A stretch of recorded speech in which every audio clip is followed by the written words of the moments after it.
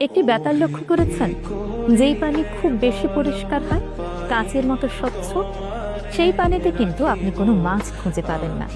কিন্তু যেই পানিতে শ্যাওলা শৈবাল থাকে, ময়লা থাকে, সেই পানিতেই, অস্বচ্ছ পানিতেই আপনি অনেক বেশি মাছ পাবেন। কারণ সেই শ্যাওলা খেয়েই মাছগুলো বড় হয়।